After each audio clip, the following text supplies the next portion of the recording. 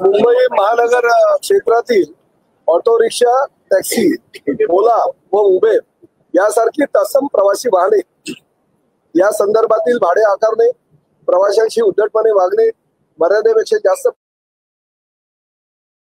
प्रवाशांची वाहतूक करणे, व्याज प्रदर्शित न करता वाहन चालवणे, अतिरिक्त भाडे आकारणे अशा प्रकारच्या प्रवाशांच्या तक्रारीचे निरसन करता यावे व बेशिस्त वाहन चालकांविरुद्ध कारवाई करता यावी याकरिता संपूर्ण मुंबई महानगर क्षेत्रासाठी आजपासून परिवहन विभागानं टोल फ्री क्रमांक चालू केलेला आहे.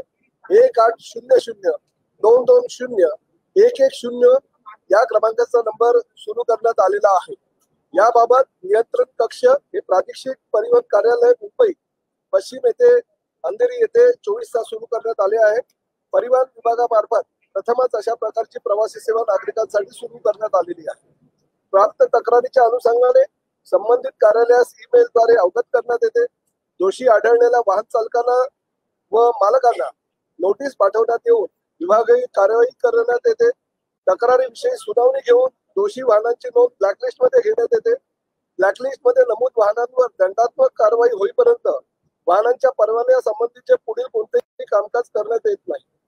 मुंबई महानगर क्षेत्रातील सर्व नागरिकांना सूचित करण्यात येते की आपणास ऑटो रिक्षा, टॅक्सी, ओला व उबेर यासारखी व तत्सम प्रवासी वाहने या संदर्भातील काहीही मदत हवी असल्यास आपण टोल फ्री क्रमांक 1800-220-110 या क्रमांकावर आपली तक्रार नोंदवावी. मुंबई महानगर प्रदेश क्षेत्रातील नागरिकांनी या टोल फ्री सेवेचा लाभ घेऊन परिवहन विभागास सहकार्य करावे. सध्या परिस्थितीमध्ये हा टोल फ्री क्रमांक आम्ही MMR क्षेत्रासाठी लागू केलेला आहे, पण भविष्यामध्ये हा टोल फ्री क्रमांक आम्ही पूर्ण महाराष्ट्रभर लागू करण्याच्या विचारात आहोत.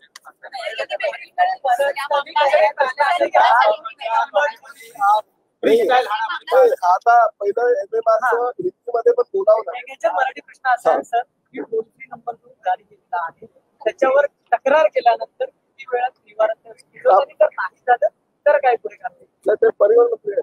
मुंबई महानगर क्षेत्र में यानी MMR क्षेत्र में ऑटो रिक्शा, टैक्सी, ओला व उबेर इसके जैसी जो भी वाहन है जिसके प्रवासी संख्या दिन ब दिन बढ़ते जा रहे हैं, इसमें क्या होता है, ज्यादातर जो टैक्सी चालक है या मालक है या रिक्शा चालक या मालक जो प्रवासी बैठते तो भाड़ा नहीं लेते, प्रवासियों से गलत तरीके से बातचीत करते हैं, जो प्रवासी संख्या निश्चित की होती है उससे ज्यादा प्रवासी लेते हैं और बहुत गलत तरीके से उनकी गाड़ी चलाते हैं. एडिशनल जो भाड़ा तय किया होता है उससे अतिरिक्त भाड़ा अगर लेते हैं और भी कुछ कंप्लेंट्स अगर उनकी होगी तो हमने ट्रांसपोर्ट डिपार्टमेंट के माध्यम से आज से एक टोल फ्री क्रमांक चालू किया है.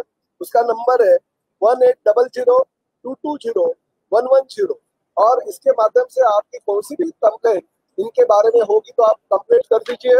ये कंप्लेंट करने के बाद हम ईमेल के माध्यम से वो एक्सेप्ट कर लेंगे और साथ ही में जो दोषी रहेगा, जो भी चालक रहेगा, मालक रहेगा, उसके ऊपर उनको कानूनी कार्रवाई की जाएगी, उनको नोटिस भेजा जाएगा और साथ ही में अगर वो और गलत तरीके से अगर काम करता रहेगा तो उनको ब्लैकलिस्ट में डाला जाएगा और भी अगर दंडात्मक बड़ी अगर पेनल्टी करनी है तो उनका जो परमिशन रहता है वो परमिशन कैंसिल किया जाएगा.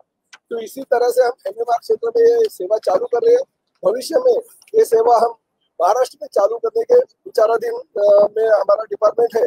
मैं फिर एक बार ये टोल फ्री क्रमांक जो है 1800-220-110 पे आप कुछ भी कंप्लेंट आपकी होगी तो आप कंप्लेंट दीजिए, आपके समस्या का निराकरण निश्चित रूप से किया जाए. जो हम फ्री स्टाइल मारामारी देख रहे हैं, क्या ये स्लम है, क्या ये सड़क पर जिस तरह से हाथापाई होती है वो हम देख रहे हैं? देखिए, जब से हम स्कूल में पढ़ रहे थे तभी से लोकशाही में इस विधान भवन को हम हमारा लोकशाही का मंदिर समझते हैं.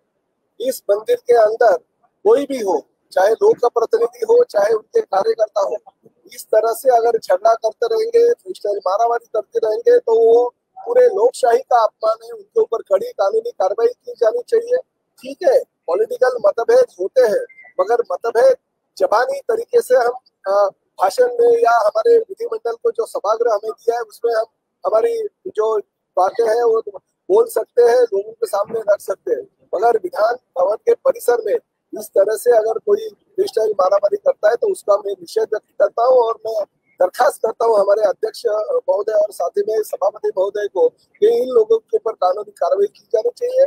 आज हाथ के माध्यम से उनकी एक दूसरे के ऊपर मारामारी हो गई, भविष्य में और भी कुछ हो सकता है, तो इनके ऊपर कड़क से कानूनी कार्रवाई ऐसी होनी चाहिए कि भविष्य में यहाँ पे ऐसी चीजें किसी ने करने दी। साहेब, आज विधान भवनाच्या लॉबीमध्ये गोपीचंद पडळकर यांचे कार्यकर्ते आणि जितेंद्र आव्हाड बघा, जितेंद्र आव्हाड असू द्या किंवा गोपीचंद पडळकर असू द्या, ह्या सदस्यामध्ये किंवा ह्या सदनामध्ये आलेले सर्व जे असतात ते ह्या लोकशाहीचे भक्त असतात, लोकशाहीचे पुजारी असतात। आम्ही आमच्या शालेय जीवनापासून ह्या लोकशाहीच्या मंदिराला आमचं जीवन समर्पित आम्ही करत आलेलो आहे आणि अशा परिस्थितीमध्ये पडळकरांचे काही कार्यकर्ते किंवा स्वतः पडळकर किंवा जितेंद्र आव्हाडांचे कार्यकर्ते किंवा जितेंद्र आव्हाड स्वतः जर अशी मारामारी करत असेल तर निश्चितपणे लोकशाहीची ती क्रूर हत्या आहे। आपण भाषणामध्ये लोकांना उपदेश देत असताना आपल्याकडनंच किंवा आपल्या कार्यकर्त्याकडनं जर अशा प्रकारचं कृत्य घडत असेल तर निश्चितपणे निषेधार्ह ही गोष्ट आहे। मी या घटनेचा निषेध व्यक्त करतो आणि माननीय अध्यक्ष आणि माननीय सभापती महोदयांना मी विनंती करतो की भविष्यामध्ये अशा प्रकारचे कृत्य पुन्हा घडू नये यासाठी ही कठोर कारवाई यांच्यावर केली पाहिजे। नाहीतर आज हातापायी झालेली या भविष्यामध्ये अजूनही काही मोठे प्रसंग विधिमंडळ परिसरामध्ये घडू शकतात। सामान्य माणसाला काय नाही, अधिवेशनाच्या फलित माननीय मुख्यमंत्र्यांनी माननीय उपमुख्यमंत्र्यांनी आपल्या भाषणाच्या माध्यमातून सभागृहामध्येच भूमिका या महायुती सरकारची स्पष्ट केलेली आहे। उद्या अखेरच्या दिवशी सुद्धा स्पष्ट करते, त्यावेळी या अधिवेशनाच्या माध्यमातून सर्वसामान्य महाराष्ट्रातील जनतेला भरपूर काही देण्याचा